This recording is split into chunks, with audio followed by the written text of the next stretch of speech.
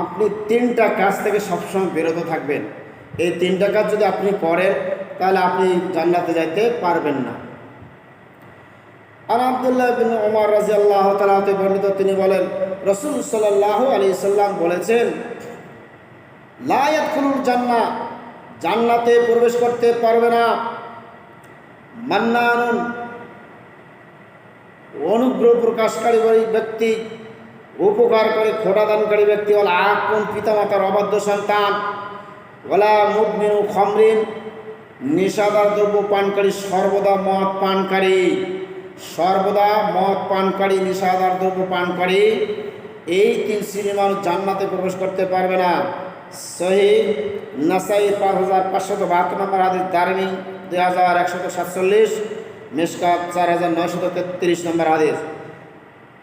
আরেকটা হাদিস, আন আবি বকর সিদ্দিক রাদিয়াল্লাহু তাআলা আনহু ক্বালা ক্বালা রাসূলুল্লাহ সাল্লাল্লাহু আলাইহি ওয়াসাল্লাম, বিখ্যাত সাহাবী আবু হুরায়রা রাদিয়াল্লাহু তাআলা হতে বর্ণিত, তিনি বলেন রাসূল সাল্লাল্লাহু আলাইহি ওয়াসাল্লাম বলেছেন, লা ইয়াদখুলুল জান্নাহ, জান্নাতে প্রবেশ করতে পারবে না তিন শ্রেণীর মানুষ। খুব ধোঁকাবাজ ব্যক্তি, ধোঁকাবাজ। এক নম্বরে ধোঁকাবাজ ব্যক্তি, ওয়ালা মান্নানু, উপকার করে খোটাদানকারী ব্যক্তি, ওয়ালা বাখিল, এবং কৃপণ ব্যক্তি, বখিল ব্যক্তি। এখানে ধোঁকাবাজ বলতে কারা? অনেক ব্যক্তিরা আছেন টুপি পরে, পাগড়ি পরে, সুন্নতি চুল, লেবাস তার ইসলামী লেবাস, সুদের কারবার করে, 1 টাকা সুদকালে আল্লাহকে এবং রাসূলকে পিটানো হয়, মারা হয়, আল্লাহর সাথে যুক্ত করা হয়, মায়ের সাথে 36 বার জেরা হয়। এই ব্যক্তি মসজিদে এসে সামনের কাতারে কাকে সেজদা করে, জাতির কাছে জবাব চায়, জবাব দিতে পারবে না, কারণ এই ব্যক্তি ধোঁকাবাজ। অনুরূপভাবে ধোঁকাবাজের এক্সাম্পল আপনাদেরকে দিলাম। ধোঁকাবাজ কাকে বলে? আল্লাহর সঙ্গে ধোঁকাবাজি, মুমিনদের সাথে ধোঁকাবাজি করা যাবে না, দুদণ্ডমান হওয়া যাবে না। আপনি মুখে, আপনার বেশভূষা, আপনার পোশাকে আপনি আল্লাহ ভক্ত, কিন্তু আপনি অন্তরে, বাস্তবে আপনি অন্তর থেকে ইখলাসের সাথে আপনি আল্লাহ ভক্ত না। আপনি কাজ করেন মানুষকে দেখানোর জন্য, আপনি করেন, এরাই হচ্ছে ধোঁকাবাজ। মানুষকে দেখানোর জন্য, আল্লাহর ভয়ে সেবা করে মানুষকে দেখানোর জন্য করে, এই সমস্ত ধোঁকাবাজ ব্যক্তি, এদেরকেই হলো ধোঁকাবাজ ব্যক্তি বলা হয়। এখানে আমরা প্রথমে একটা হাদিসে জানতে পারলাম 3টি অপরাধ যে ব্যক্তি করবে। 1 নম্বরে উপকার করে খোটা দেওয়া, মানুষকে উপকার ধার দিয়েছেন, সেটা খোটা দেওয়া যাবে না। আর পিতামাতার অবাধ্য সন্তান, তারপরে নেশাদার দ্রব্য পানকারী, অর্থাৎ সর্বদা মদ পানকারী।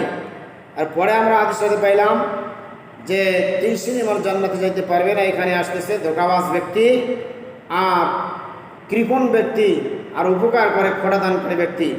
দান করেছেন, জাকাত দিয়েছেন, টাকা দিয়েছেন, ধার দিয়েছেন, হাওলাত দিয়েছেন, আপনি কখনো খোটা দেবেন না। এগুলো যে অমুক দিন তোমাকে টাকা না দিলে তুমি তো মরে যাইতা, এই ধরনের কিছু বলা যাবে না।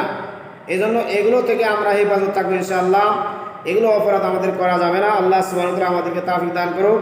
হাদিসটি সহিহ তিরমিজির 1963 নম্বর হাদিস, মুসনাদে আহমদ 32 নম্বর হাদিস, মিশকাত 1873 নম্বর হাদিস। অত্র হাদিস থেকে প্রমাণ হয়, অত্র 2টি হাদিস থেকে প্রমাণ হলো যে ধোঁকাবাজ ব্যক্তি, পিতামাতার অবাধ্য সন্তান এবং আপনার উপকার করে খোটাদানকারী ব্যক্তি, কৃপণ ব্যক্তি, তারা জান্নাতে প্রবেশ করতে পারবে না, কোনোদিনও পারবে না। 1 ধোঁকাবাজ, 2 পিতামাতার অবাধ্য সন্তান, 3 উপকার করে খোটা দেয়, 4 কৃপণ ব্যক্তি, বকিল ব্যক্তি। তাহলে আমরা বুঝতে পারলাম যে এই 4 শ্রেণীর মানুষ যারা এই 4টা অপরাধ করবে, এরা কোনোদিন জান্নাতে যাইতে পারবে না। এটা রাসূল সাল্লাল্লাহু আলাইহি ওয়াসাল্লামের, তিনি 1446 বছর আগে তিনি এই বাণী বলে গিয়েছেন। অতএব আমরা এই ধরনের অপরাধ থেকে আমরা দূরে থাকবো। আল্লাহ সুবহানাহু ওয়া তাআলা আমাদেরকে দূরে রাখুক। যারা ফলো করেন নাই, ফলো করবেন, লাইক কমেন্ট শেয়ার করবেন। আর যারা ফলো করেছেন তারা অবশ্যই মতামত জানাবেন লাইক কমেন্টে। আপনারা মতামত জানাবেন।